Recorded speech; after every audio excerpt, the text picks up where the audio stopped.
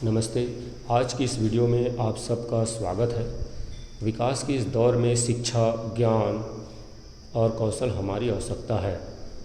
हमें अपने मानव समाज, देश और प्रदेश के शिक्षा विकास में सहयोगी बनने के लिए सामाजिक विज्ञान का अध्ययन करना और उसे समझना बहुत ज़रूरी है।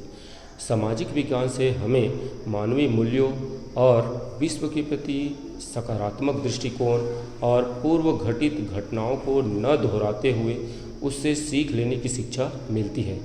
देश की अर्थव्यवस्था में हमारी भागीदारी सुनिश्चित करने का व्यापक दृष्टिकोण और सुशासन व्यवस्था की समझ विकसित करने का कार्य सामाजिक विज्ञान करता है। साथ ही हम जिस परिवेश में रहते हैं उसके प्रति जागरूकता भी लाता है। इसका अध्ययन इतिहास, राजनीति विज्ञान, भूगोल और अर्थशास्त्र जैसी अलग अलग इकाइयों के रूप में न होकर संपूर्ण सामाजिक विज्ञान के रूप में प्रस्तुत किया जा सकता है। प्यारे बच्चों, सामाजिक विज्ञान के अंतर्गत हम 4 विषयों का अध्ययन करते हैं: इतिहास, राजनीति विज्ञान, भूगोल और अर्थशास्त्र। उसी 4 विषयों में से एक विषय है इतिहास, जिसका प्रथम अध्याय प्रथम विश्व युद्ध है। वास्तव में 1914 में होने वाले प्रथम विश्व युद्ध से पहले जितने भी युद्ध हुए वे सामान्यतः 2 या अधिक राष्ट्रों के मध्य लड़े गए या विश्व के किसी एक क्षेत्र या भाग तक ही सीमित रहे। इस युद्ध में गैर सैनिक लोग प्रत्यक्ष रूप से भाग नहीं लेते थे। इस कारण युद्धरत सेनाओं की जान की हानि ही उठानी पड़ती थी। बाकी जो पराजित राष्ट्र है और जो विजित राष्ट्र है उनमें से केवल पराजित राष्ट्रों को ही ज़्यादा हानि उठानी पड़ती थी और जो राष्ट्र इससे दूर रहते थे उस पर कुछ भी प्रभाव नहीं पड़ता था। लेकिन 1914 में प्रारंभ होने वाला विश्व युद्ध किसी भी सीमा में बंधा हुआ नहीं था। इसको प्रथम विश्व युद्ध कहने के कुछ कारण हैं, जिसमें से पहला कारण पर हम चर्चा करते हैं। पहला कारण है, यह युद्ध एक विशाल पैमाने पर शुरू हुआ जिसमें विश्व के सभी शक्तिशाली देश शामिल हुए। इस युद्ध की शुरुआत यूरोप से हुई और शीघ्र सारे विश्व में फैल गया। इसमें सभी महाद्वीप के देश शामिल हुए। इसका विस्तार यूरोप, एशिया, अफ्रीका और प्रशांत महासागर तक था। दूसरा कारण है, यह युद्ध भूमि, वायु, समुद्र के ऊपर और समुद्र के नीचे अर्थात सभी जगह पर लड़ा गया था। तीसरा कारण है, इस युद्ध में केवल युद्धरत सैनिक ही भाग नहीं लिए थे बल्कि आम नागरिक भी प्रत्यक्ष रूप से भाग लिए थे। इसका कारण यह था कि इस युद्ध में उस देश की आर्थिक संसाधनों को जुटाया गया था। चौथा कारण है, इस युद्ध में ऐसे आधुनिक हथियारों का उपयोग किया गया जो इससे पहले कभी नहीं हुआ था, जैसे टैंक, बम वर्षक हवाई जहाज, मशीन गन, विषैली गैसें। पांचवा इसका कारण है, इस युद्ध में केवल युद्धरत सैनिक ही नहीं मरे बल्कि भारी संख्या में आम नागरिक भी मारे गए। उस समय ऐसे होता था कि नागरिक क्षेत्रों पर बमबारी करना आम बात हो गई थी, जिसके कारण भारी संख्या में आम नागरिक भी मारे गए।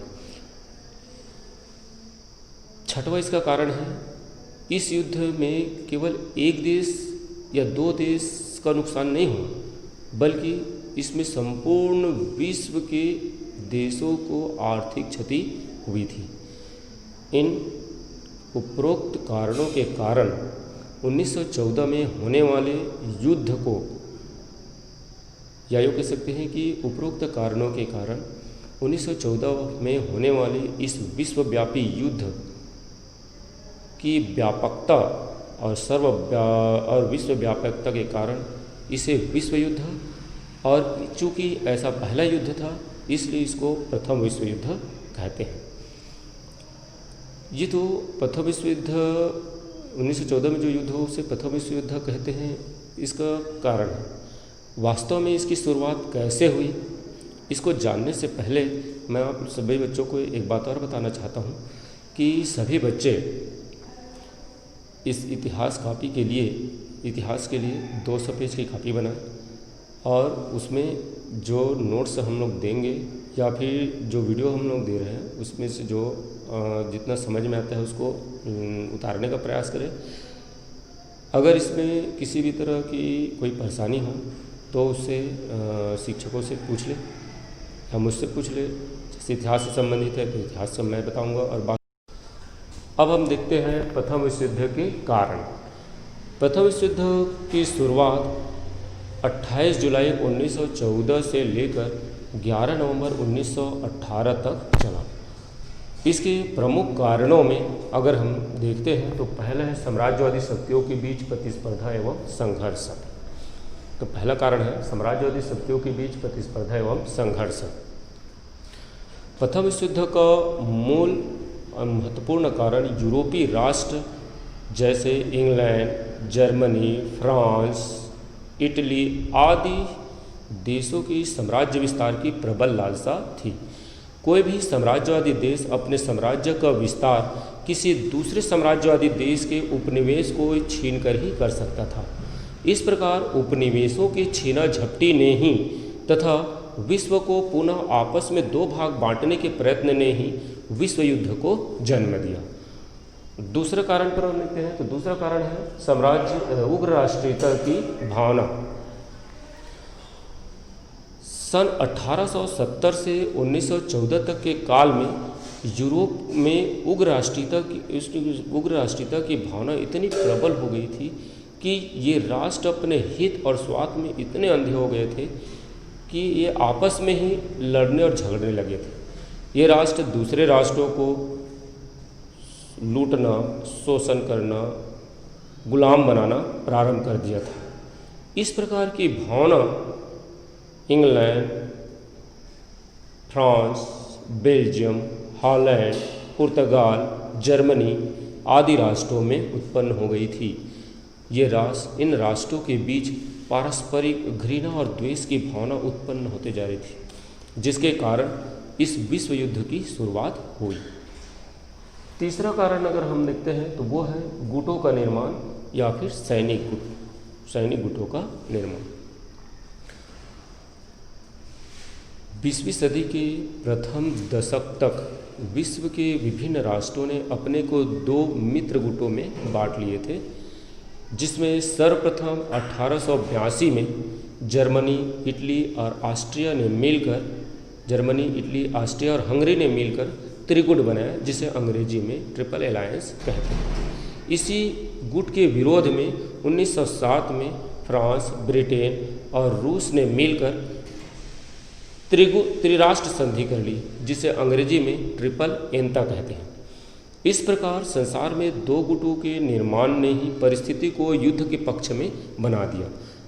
ऐसा कहा जाता है कि इन गुटों के मध्य छोटी सी चिंगारी भी विश्व युद्ध का रूप ले लिया और 1914 में यह ऐसे ही हुआ, जिसके कारण विश्व युद्ध की शुरुआत हुई। चौथा कारण हम देखते हैं तो जर्मनी की साम्राज्यवादी महत्वाकांक्षा। प्रथम विश्व युद्ध का चौथा कारण है जर्मनी की साम्राज्यवादी महत्वाकांक्षा। सन 1871 में जर्मनी ने वाणिज्य, व्यापार और जहाजरानी में तीव्र गति से वृद्धि की। वहाँ औद्योगिक क्रांति होने के बाद वस्तुएं अधिक मात्रा में उत्पादित होने लगी, जिसके कारण उन्हें बाजार की और कच्चे माल की आवश्यकता महसूस हुई। इस समय जर्मनी का सम्राट कैसर विलियम द्वितीय था। उन्होंने अपने जर्मनी के लिए बाजार और कच्चे माल की व्यवस्था के लिए एशिया और अफ्रीका की ओर रुख किया, जिसका विरोध फ्रांस और ब्रिटेन ने किया। यह विरोध करना ही विश्व युद्ध का कारण बना। पांचवा अगर हम देखते हैं इसका कारण तो फ्रांस और जर्मनी के मध्य शत्रुता थी। फ्रांस और जर्मनी के मध्य शत्रुता भी प्रथम विश्व युद्ध का एक महत्वपूर्ण कारण था। सन 1871 में ही जर्मनी ने फ्रांस को पराजित करके उसके दो महत्वपूर्ण प्रांत अल्सास और लॉरेन को अपने पक्ष में कर लिया।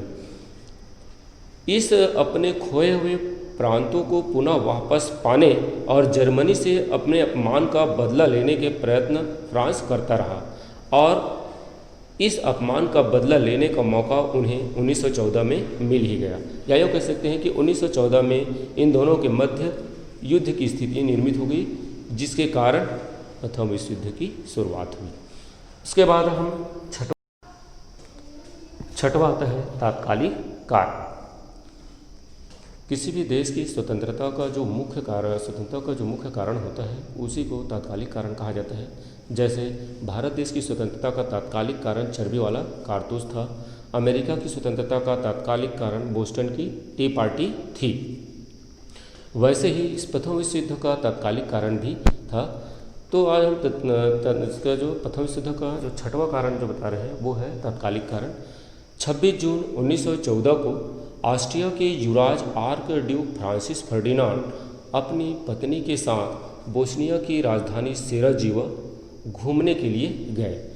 जब वे रेलवे स्टेशन से टाउन हॉल की ओर आ रहे थे तभी एक सर्ब देशभक्त ने उनके कार पर बम फेंका। निशाना चूक जाने के कारण वे बाल बाल बच गए। 2 दिन बाद यानी 28 जून 1914 को ऑस्ट्रिया के युवराज अपनी पत्नी के साथ सेराजीवो के म्यूजियम से जब बाहर निकल रहे थे तब एक सर्ब देशभक्त गौरिला प्रिंसिप ने उन पर गोलियां चला दी, जिनसे उनकी मृत्यु हो गई। इस हत्या का आरोप ऑस्ट्रिया ने सर्बिया पर लगाया और उनसे कुछ मांगे रखी। इन मांगों में से एक मांग सर्बिया की स्वतंत्रता के विरुद्ध था, इसलिए उन्होंने उन्हें देने से इनकार कर दिया। फलस्वरूप 1 माह बाद 28 जुलाई 1914 को ऑस्ट्रिया ने सर्बिया पर आक्रमण कर दिया। इस तरह प्रथम विश्व युद्ध आरंभ हो गया।